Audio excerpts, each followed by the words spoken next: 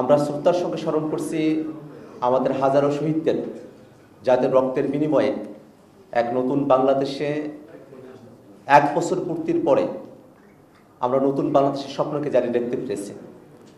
একই সাথে আমাদের সকল আহত এবং এখনও যারা হাসপাতালের পেটে কাতরাচ্ছেন তাদের আরোগ্য কামনা করছি।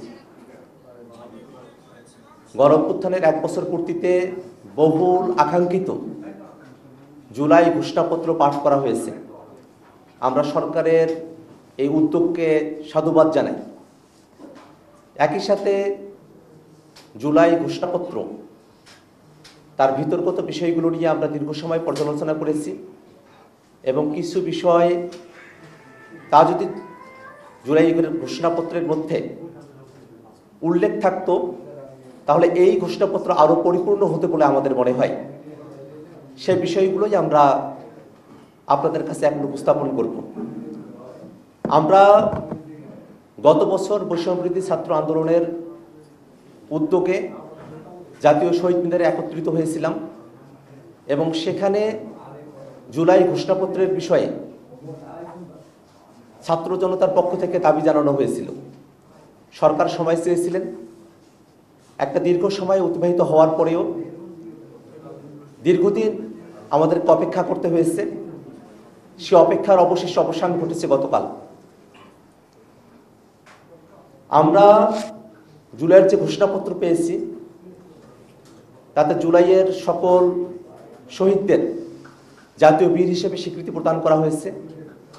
জুলাইয়ের সকল আন্দোলনকারী, শহীদ পরিবার, আহত সকলকে আইনি সুরক্ষা দেওয়ার কথা প্রতিশ্রুতি ব্যক্ত করা হয়েছে। এই ঘোষণাপত্রের মধ্য দিয়ে রাজনৈতিক দলগুলোর তরফে আবারও প্রতিশ্রুতি ব্যক্ত করা হয়েছে যে বাংলাদেশ একটি বৈষম্যহীন, দুর্নীতিমুক্ত, ফেসিবাদ মুক্ত একটি রাষ্ট্র কাঠামো আমরা পাব। এবং একই সাথে এই ঘোষণাপত্রের আরও পরিপূর্ণতার জন্য আমরা দীর্ঘ সময় ধরে সরকারের কাছে যে দাবিগুলো জানিয়ে এসেছিলাম তার কিছু বিষয় এখানে অনুপস্থিত থেকে গেছে। আমরা যদি একেবারে শুরুর সময় থেকে খেয়াল করি, উপনিবেশ বিরোধী লড়াইয়ের কথা বলা হয়েছে, কিন্তু এই ভূখণ্ডের মানুষের উপনিবেশ বিরোধী লড়াইয়ের অন্যতম রেফারেন্স পয়েন্ট 47কে এখানে উল্লেখ করা হয়নি। আমরা মনে করি যে বাংলাদেশের এই ভূখণ্ডের এবং একটা সার্বভৌম রাষ্ট্র পাওয়ার পেছনে 47, 71 এবং আমাদের 24-এর যে আন্দোলন তার সকল কিছুর একটি সম্মিলন এই ঘোষণাপত্রকে আরও সমৃদ্ধ করতে পারত। এই ঘোষণাপত্রে শহীদের সংখ্যার ব্যাপারে প্রায় 1000 শব্দবন্ধ ব্যবহার করা হয়েছে, অথচ জাতিসংঘের রিপোর্টে 1400 জন মানুষ এই অভ্যুত্থানের সময়কালে শহীদ হয়েছেন। এই পরিসংখ্যান আমাদের সকলের জানা।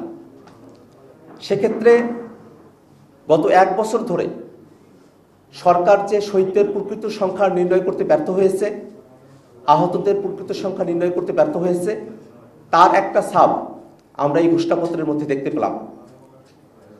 এই ঘোষণাপত্রে গত 16 বছর ধরে বাংলাদেশের মানুষেরা যে আন্দোলন সংগ্রামগুলোতে অবতীর্ণ হয়েছেন, বিশেষত আমাদের 16 বছরের এই জার্নিতে রাষ্ট্রীয় গুরুত্বপূর্ণ যে বিষয়গুলো জাতির কাছে আমাদের কাছে মনে হয়েছে তার অনেকগুলো বিষয় এখানে অনুপস্থিত থেকে গেছে। পিলখানা হত্যাকাণ্ড,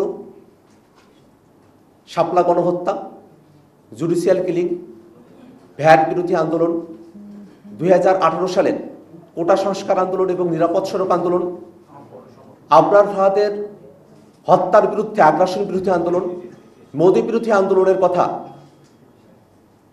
এই ঘোষণাপত্রে উল্লেখ থাকলে ঘোষণাপত্র পরিপূর্ণ হতে পারত।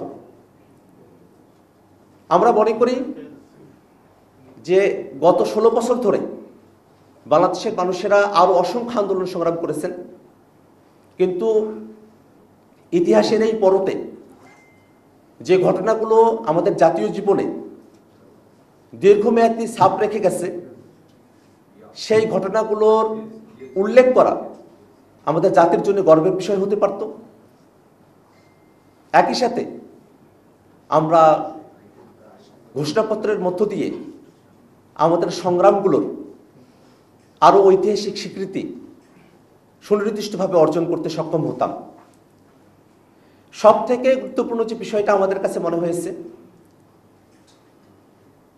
এই ঘোষণাপত্রের 25 এবং 27 নম্বর পয়েন্টে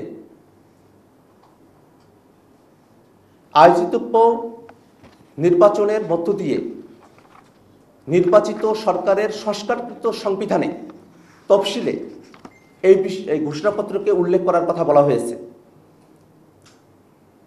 আমরা জাতীয় নাগরিক পার্টি এনসিপি দীর্ঘ সময় ধরে বাংলাদেশে একটি নতুন সংবিধানের দাবি জানিয়ে আসছি।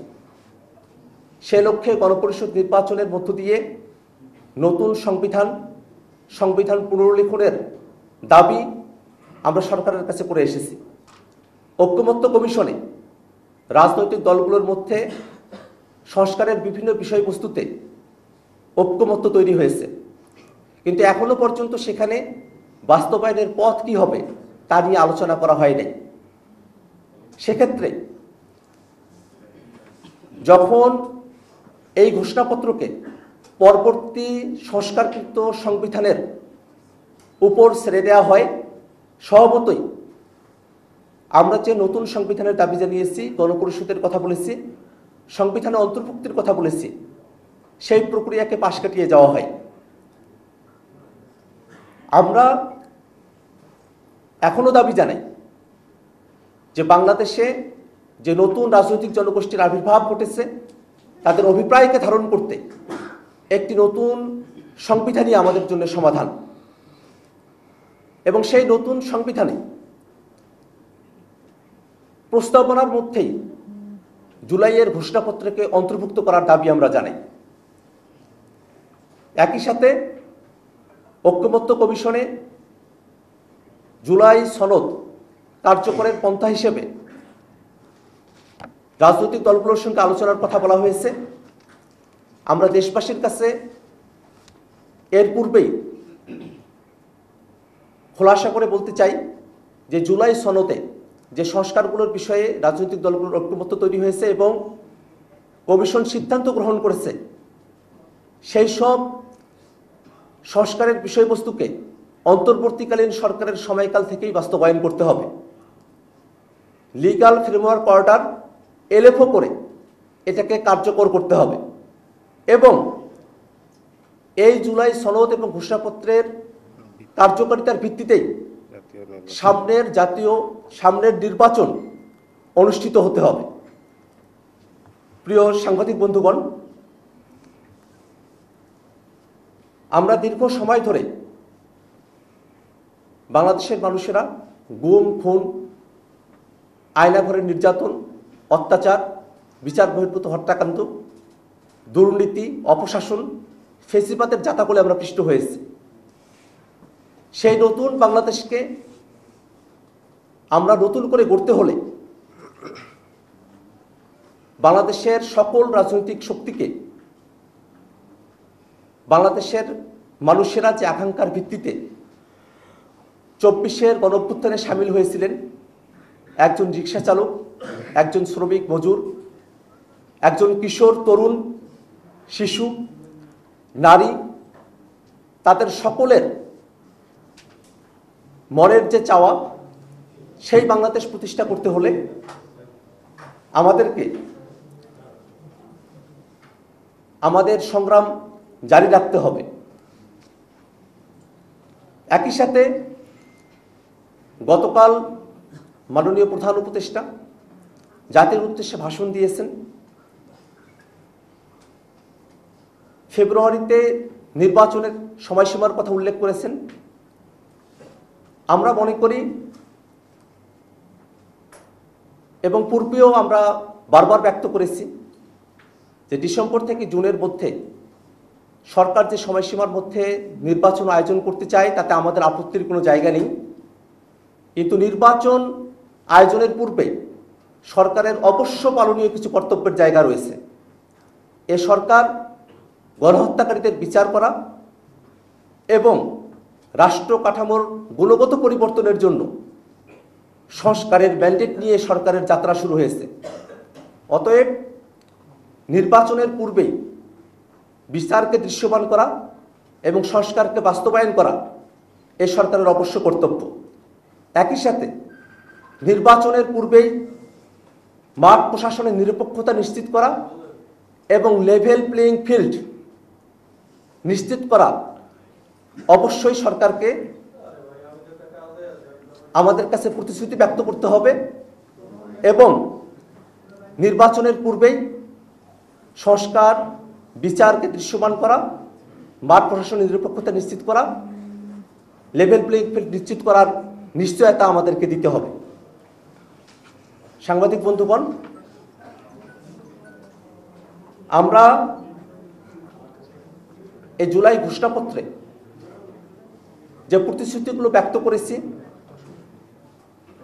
সেগুলো যেন বাংলাদেশে অবশ্যই বাস্তবায়িত হয়, সেই শপথ যেন বাংলাদেশের সকল রাজনৈতিক দল এবং বাংলাদেশের সকল মানুষের পক্ষ থেকে বারংবার বিবৃত হতে থাকে। 24 জুলাই অভ্যুত্থান বাংলাদেশে যে নতুন দিগন্তের সূচনা করেছে সেটা যেন যুগ যুগান্তরে আমাদের ভবিষ্যৎ প্রজন্মকে অনুপ্রাণিত করতে পারে, এই আশাবাদ আমরা ব্যক্ত করছি। ধন্যবাদ সকলকে।